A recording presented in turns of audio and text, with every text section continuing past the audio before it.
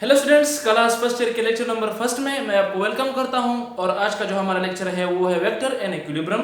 Dear students, आज का जो लेक्चर है वो फर्स्ट ईयर के चैप्टर नंबर 2 के स्टार्ट से है। अच्छा स्टूडेंट्स, जो टॉपिक है हमारा वेक्टर एंड इक्विलिब्रियम्स, इस चैप्टर में हम ये समझेंगे कि वेक्टर क्या है और इक्विलिब्रियम का क्या मतलब है। वेक्टर को समझने से पहले आपको स्केलर का पता होना चाहिए, और स्केलर को समझने से पहले आपको फिजिकल क्वांटिटी का पता होना चाहिए। अगर आप डेली लाइफ में देखें, कुछ ऐसी क्वांटिटी होती है जिसको हम मेजर करते हैं। फॉर एग्जांपल, अगर मैं आपको कहूँ कि दुकानदार के पास जाएं और उनसे कहें कि मुझे 5 किलो चीनी दे दें, तो आपको 5 किलो चीनी देगा। इट मीन जो आप मास लेते हैं, जो केजी में लेते हैं, मतलब 5 केजी, तो इट मीन ये जो मास है ये एक ऐसी क्वांटिटी है जिसको सिर्फ मैग्नीट्यूड की ज़रूरत होती है। तो पहले ये समझते हैं कि जो फिजिकल क्वांटिटी है उसका क्या मतलब है। वो क्वांटिटी जिसको हम मेजर कर सकते हैं, इसको हम फिजिकल क्वांटिटी कहते हैं। चलो, physical quantity.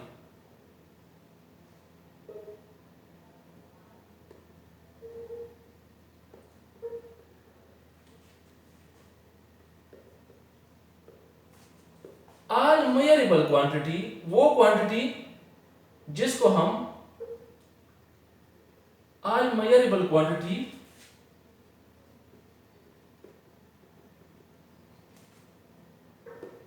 is called unmeasurable quantity is called physical quantity। और अगर आप क्वांटिटीज देखते हैं तो फिर are called physical quantity. Physical quantity मतलब वो तमाम क्वांटिटी जिसको हम मेजर कर सकते हैं, इसको हम कहते हैं कि ये फिजिकल क्वांटिटी है। फॉर एग्जांपल, कैसे, जिस तरह मैंने बता दिया, मास जिसको हम लेते हैं किलोग्राम में, इसी तरह लेंथ जो कि हम लेते हैं फिजिक्स में मीटर में, इसी तरह टाइम एटसेट्रा। अब ये सारे जो है फिजिकल क्वांटिटी है और इसको हम मेजर कर सकते हैं, मतलब इसको एक खास यूनिट की जरूरत होती है। अच्छा, अब अगर मैं आपको कहूँ कि फॉर एग्जांपल लव, हेट, क्या ये फिजिकल क्वांटिटी है? ये फिजिकल क्वांटिटी नहीं है, इसको हम मेजर नहीं कर सकते। प्यार और नफरत, ठीक। तो ऐसी फिजिकल क्वांटिटी या ऐसे क्वांटिटी जिसको हम मेजर कर सकते हैं, इसको हम कहते हैं कि ये फिजिकल क्वांटिटी है। अब चूंकि फिजिकल क्वांटिटी दो तरह के हैं, और एक है स्केलर और एक है वेक्टर। मतलब ऐसी क्वांटिटी, मतलब वो क्वांटिटी होती है जिसको सिर्फ मैग्नीट्यूड की जरूरत होती है, और ऐसी क्वांटिटी जिसको मैग्नीट्यूड के साथ साथ डायरेक्शन की भी जरूरत होती है। तो इसको फिर हम दो में कैटेगराइज करते हैं। अच्छा, वो क्या क्या है? एक है स्केलर। आज चूंकि इंट्रोडक्टरी लेक्चर है और स्लो जाएंगे ताकि आपको सारी बातें क्लियर हो जाए। अच्छा, तो वो जो दो क्वांटिटी है, पहली है स्केलर।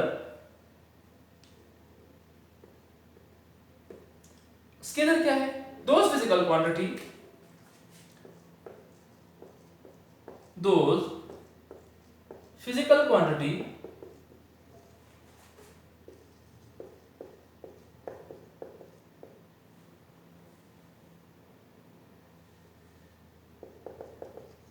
which need, मतलब वो physical quantity which need magnitude only is called scalar quantity। मतलब ऐसी फिजिकल क्वांटिटी, पहले तो आपको ये क्लियर हुआ कि फिजिकल क्वांटिटी क्या है। मतलब ऐसी मेजरेबल क्वांटिटी जिसको सिर्फ मैग्नीट्यूड की जरूरत होती है, इसको हम कहते हैं कि स्केलर क्वांटिटी। फॉर एग्जांपल, जिस तरह मैंने बता दिया कि जब आप दुकानदार के पास जाते हैं, इनको कहते हैं कि मुझे 5 किलो, आप मास लेते हैं, तो आपने क्या कहा? 5 केजी। या इसी तरह अगर मैं लेंथ की बात करूं, आपको चाहिए फॉर एग्जांपल 4 मीटर का कपड़ा, 4 मीटर। अब यहाँ पे ये समझते हैं कि मैग्नीट्यूड का मतलब क्या है। अगर आप इसमें देखिए, मास में 5 जो कि एक नंबर है, 5 नंबर है, और इसके साथ प्लस क्या है? यूनिट है। ये जो केजी है ये मास का यूनिट है, जो कि आप लोगों ने लोअर क्लासेस में पढ़ा है। आई होप इतना आपको पता होगा। इसी तरह यहाँ पे 4 एक नंबर है और प्लस मीटर जो कि एक यूनिट है। तो अगर आप इन दोनों को ध्यान से देखें, नंबर और यूनिट, नंबर और यूनिट, जब नंबर और यूनिट आपस में मिल जाए तो इसको हम कहते हैं कि मैग्नीट्यूड। और ऐसी फिजिकल क्वांटिटी जिसको सिर्फ मैग्नीट्यूड की जरूरत होती है, इसको हम कहते हैं कि ये स्केलर क्वांटिटी है। फॉर एग्जांपल, जब आप दुकानदार के पास जाते हैं, इनको कहते हैं कि मुझे अंकल 4 मीटर कपड़ा दे दें, तो आप तो ये नहीं कहते कि अंकल मुझे 4 मीटर कपड़ा दे दे, मशरिक की तरफ या मगरिब की तरफ, कोई डायरेक्शन तो नहीं बताते, सिर्फ आप मैग्नीट्यूड बताते हैं। तो ऐसी फिजिकल क्वांटिटी को हम कहते हैं स्केलर। चूंकि हमारा जो चैप्टर है वो वेक्टर पे बेस है, अब आते हैं वेक्टर को समझते हैं कि वेक्टर क्या है। अच्छा, वेक्टर, अब वेक्टर ऐसी फिजिकल क्वांटिटी होती है जिसको मैग्नीट्यूड के साथ साथ डायरेक्शन की भी जरूरत होती है। वो कौन सी क्वांटिटी है? वेक्टर। वेक्टर्स या vector, such type of physical quantity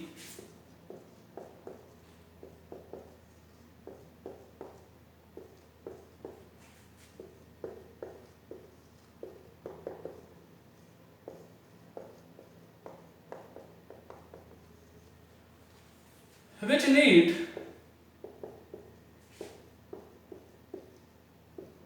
magnitude, magnitude के मैंने बता दिया, number with the proper unit is called magnitude, which need magnitude and direction.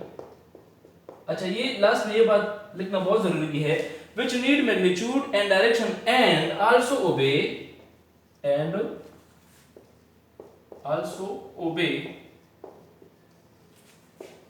Vector addition law. मतलब क्या हुआ?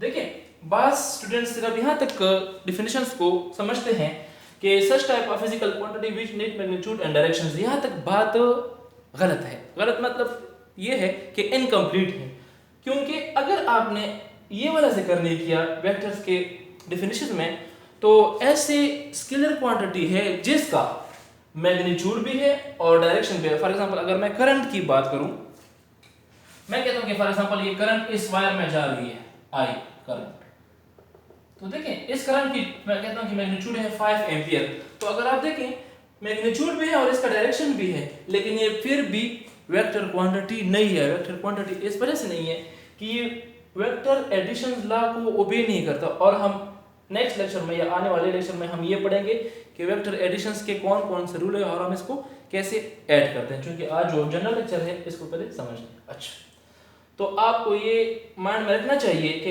It also obeys vector additions law.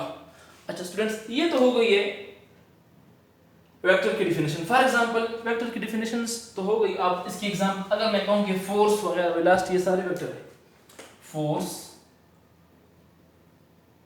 Velocity, acceleration, momentum etcetera, ये सारी physical quantity है। फिजिकल क्वांटिटी इस वजह से है, sorry vector quantity, physical quantity तो है ही है, ये सारे वेक्टर क्वांटिटी है। वेक्टर क्वांटिटी इस वजह से है कि फोर्स को मैग्नीट्यूड और डायरेक्शन की भी जरूरत होती है। फॉर एग्जांपल, अगर मैं आपको कहता हूं कि इस बॉडी पे फोर्स लगाएं, एक बॉडी पड़ी हुई है, मैं आपको कहता हूं कि इस बॉडी पे फोर्स लगाएं, तो डेफिनेटली आप फोर्स तो लगा रहे हैं, तो आप ये भी मुझसे पूछेंगे कि मैं फोर्स लगाऊं किस डायरेक्शन में लगाऊं, तो डेफिनेटली आप डायरेक्शन का मुझसे पूछेंगे।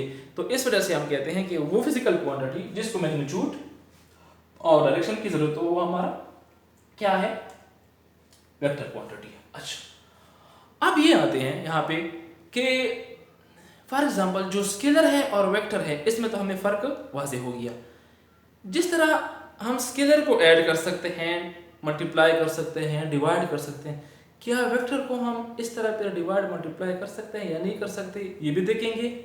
और फिर इसके बाद हम ये भी देखेंगे कि हम वेक्टर को किस तरह रिप्रेजेंट करते हैं। रिप्रेजेंट का मतलब ये है कि वेक्टर को हम किस तरह ग्राफिकली और सिंबॉलिकली, दो रिप्रेजेंटेशन है। जिस तरह हर बंदे का एक नाम होता है, तो जो नाम है वो इसका सिंबल्स, फॉर एग्जांपल जब मेरा जो नाम है वो है माजिद, देखें अगर मैं कहूँ, अब ये देखें ये सिंबल है और मेरी एक फेस भी है, तो ये तो मेरी सिंबॉलिक रिप्रेजेंटेशन है, माजिद एक नाम है, और इसी तरह मेरी एक फेस भी है। इसी तरह हम वेक्टर को भी हम सिंबॉलिक रिप्रेजेंटेशन से और ग्राफिकल रिप्रेजेंटेशन से भी इसको हम डिनोट करते हैं। उसकी तरफ आते हैं कि वो क्या है। चलो, मतलब हम एक वेक्टर को कैसे रिप्रेजेंट करें, कैसे बताएं। तो रिप्रेजेंटेशन ऑफ वेक्टर्स की तरफ आते हैं।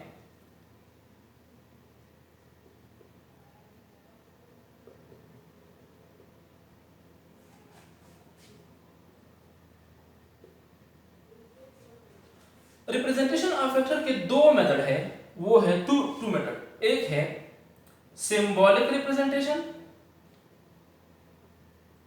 और दूसरा है graphical representation.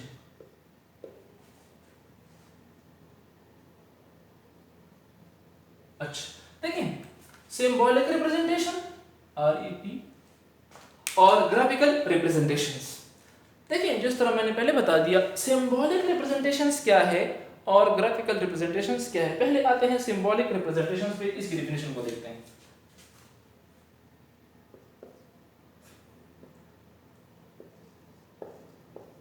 When a vector, जब किसी वेक्टर को व्हेन अ वेक्टर रिप्रेजेंट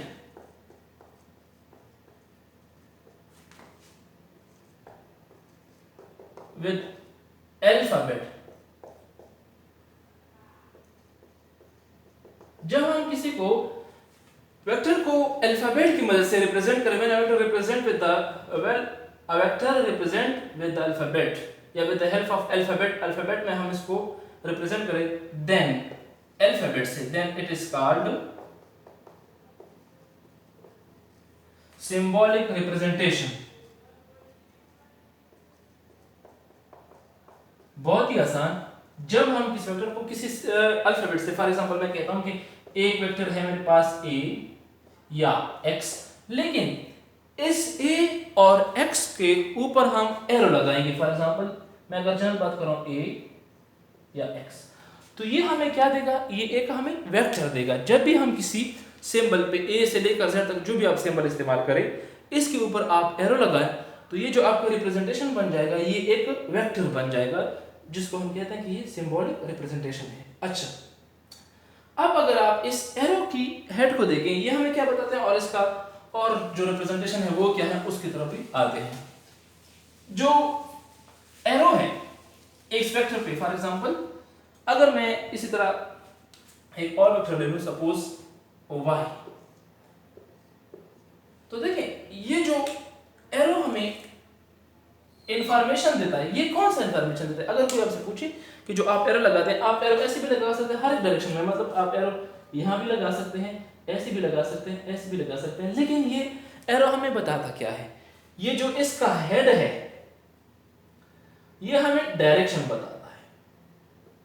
इस एरो का जो हेड है ये हमें डायरेक्शन बताता है, और ये जो लेंथ है दिस वन, ये हमें बताता है मैग्नीट्यूड इस वेक्टर का।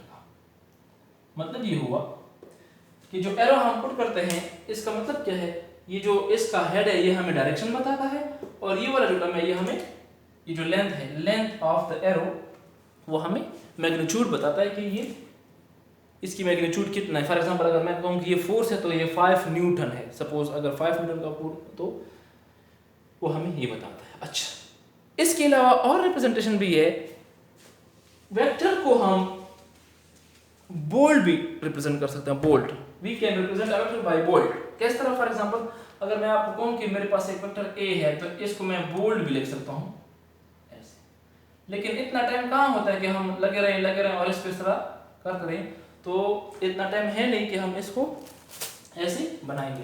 तो आसानी के लिए हम क्या करते हैं, बस एरो लगाते हैं। एक फॉर एग्जांपल a है, इसके ऊपर एरो लगाते हैं, ठीक है। तो इट मीन हम बोल्ड भी रिप्रेजेंट कर सकते हैं और इस तरह भी रिप्रेजेंट कर सकते हैं, कोई पाबंदी नहीं है।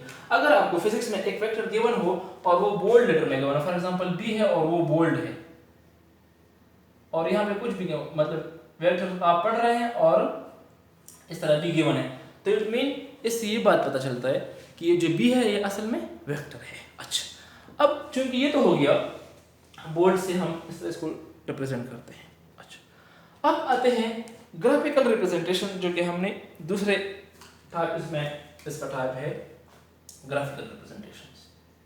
देखें अब ग्राफिकल रिप्रेजेंटेशंस क्या है, it is a pictorial representation, it is a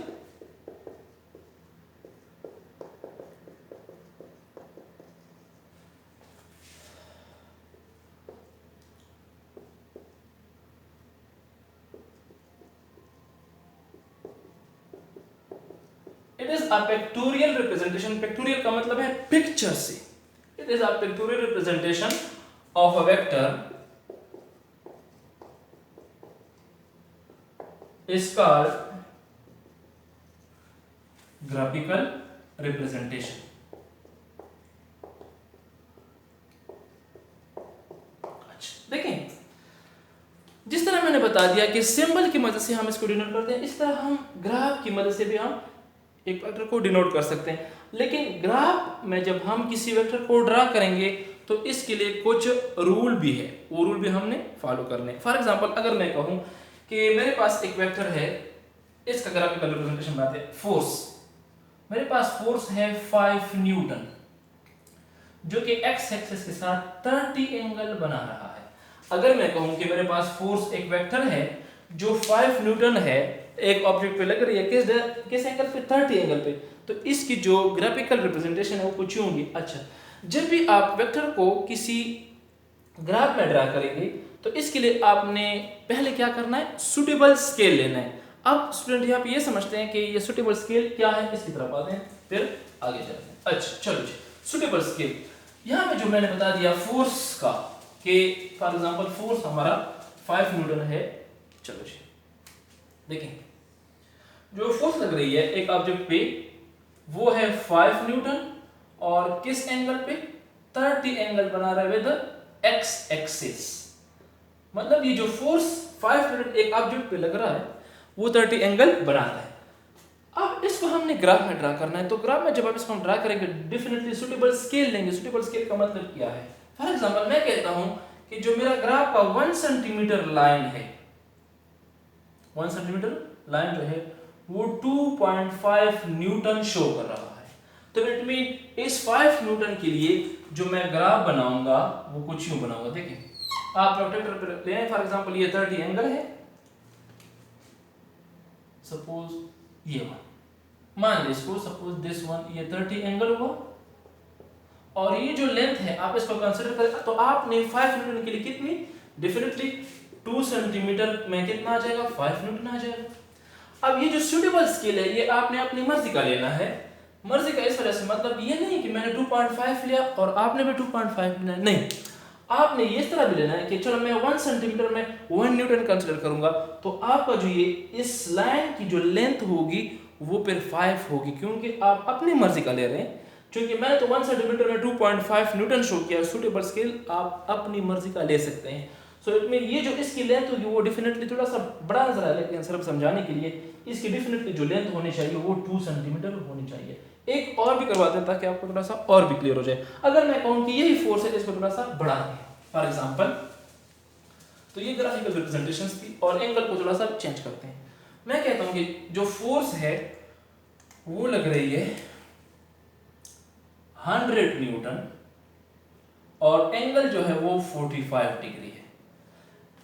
अब जो फोर्स लग रही है 100 न्यूटन, तो देखें अब हमारे पास इतना बड़ा ग्राफ तो है नहीं कि हम 100 मीटर लाइन को खींचे, तो डेफिनेटली इसके लिए हम सुटेबल स्केल लेंगे। तो सुटेबल स्केल कैसे लेंगे, देखें मैं अपनी मर्जी का लेता हूं। मैं कहता हूं कि जो ग्राफ में मेरा 1 सेंटीमीटर लेंथ है वो शो कर रहा है सपोज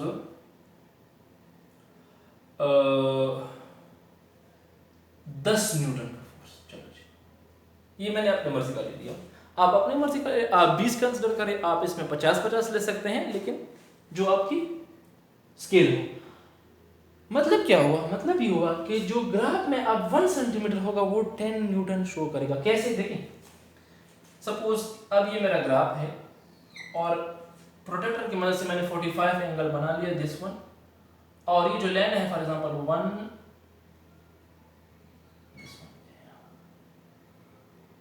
देखें अब आपको यहां से पता होना चाहिए कि जब 1 सेंटीमीटर में 10 न्यूटन, तो 100 न्यूटन के लिए मैं कितना, 10 सेंटीमीटर में क्या 100 न्यूटन आएंगे कि नहीं आएंगे। तो ये जो लाइन मैं ड्रा करूंगा डेफिनेटली ये 10 सेंटीमीटर का होना चाहिए। तो अब इसका मतलब ये कि इसके 1 सेंटीमीटर में जो फोर्स मैंने 1 सेंटीमीटर में जो फोर्स मैंने डिनोट की वो क्या थी, 10 न्यूटन। तो डेफिनेटली अब अगर आप लेते हैं कि नहीं मैंने जो सुटेबल स्केल लेने मैं 1 सेंटीमीटर में 20 न्यूटन शो करता हूं, फॉर एग्जांपल अगर आप कहते हैं कि नहीं मैं 1 सेंटीमीटर लेंथ में 20 न्यूटन शो करता हूँ तो आप शो करें, कोई पाबंदी नहीं है। तो आपका जो इस स्केल के मुताबिक जो इसकी लेंथ होगी वो फिर क्या होगी, जब 1 सेंटीमीटर में 20 होगा तो डेफिनेटली 5 सेंटीमीटर में कितने आ जाएंगे, 100 न्यूटन। तो आपका जो लेंथ होगा इस ग्राफ का फिर वो कुछ यूँ होगा, कैसे देखिए, मतलब 5 सेंटीमीटर उसी एंगल का 45 का। तो इट मीन इसी तरह हम ग्राफिकल रिप्रेजेंटेशंस और सिंबॉलिक रिप्रेजेंटेशंस करते हैं। देखें अब ये जो फोर्स है ये देखें इसका सिंबल है F और ये इसका ग्राफिकल रिप्रेजेंटेशन है। तो ये दो तरीके बहुत ही ज़रूरी थी किसी वेक्टर को रिप्रेजेंटेशंस के लिए। इंशाल्लाह नेक्स्ट लेक्चर में हम इसके टाइप पढ़ेंगे कि वेक्टर की टाइप्स कितनी है और कौन कौन सी है। तब तक के लिए मुझे इजाज़त दीजिए और अपना ख्याल रखें। अल्लाह हाफिज़।